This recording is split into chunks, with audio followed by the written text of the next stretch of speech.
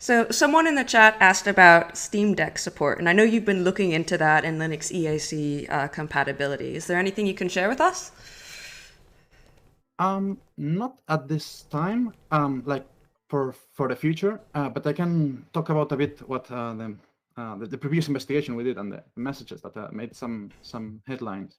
So yeah, so we started looking at that because we were getting a lot of requests from Linux players. Like, it would be great if we could play the game on Linux, and there has been great advancements since the Steam Deck is running SteamOS, I think it's called, which is based on Linux. And I personally am very invested into it. For the first 2 years, I started playing Vermintide 1. I played exclusively from Linux, so I know how like the struggle it is sometimes to get things working, tinkering with files and all that.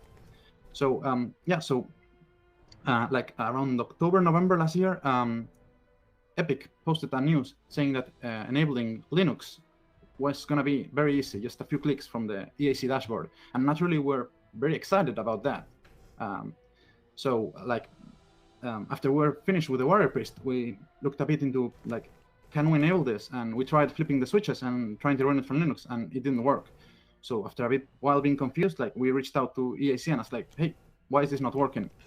And they explained very kindly to us that there's two versions of EAC that we didn't know either. They existed at the time. There's the standalone EAC, which is the one that Vermintide uses and a lot of other games. And then there's the Epic Online Services version of EAC. And that one is the one that got the Linux support. That one has a more modern API, has more it's newer and more polished, and that one got the Linux support. And unfortunately, since we were using the standalone one, then it was not as easy for us. But if we wanted, we could migrate to the newer one. So we looked very briefly into what would it take, and it would mean swapping the old library for the new one. And that's like in software, that's not always that easy because there's a lot of dependencies and assumptions made on the code you're building on. So we were a bit unsure if that's the way we wanted to do, like to proceed. We had to evaluate a bit further, and also like being part of Epic Online Services, we had to investigate a bit. And Epic Online Services is a big family of services, and some require Epic login, and others don't. And at the time, we weren't sure, so we said like maybe it could require an Epic login. We aren't sure about this yet. So that was something we needed to still investigate how much we need to couple with Epic services. So unfortunately, that got picked up by the news, and like a lot of focus was put on the Epic unit to an Epic connection, which turned out not to be true.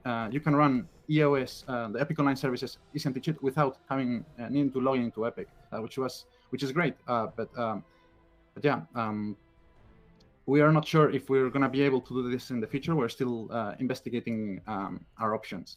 So that was more or less the story of how like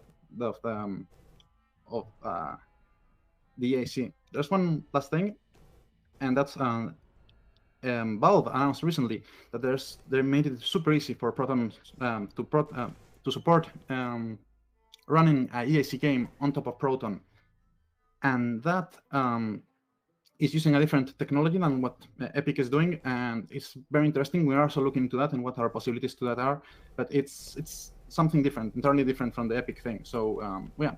Have no news yet to like what we will be able to do.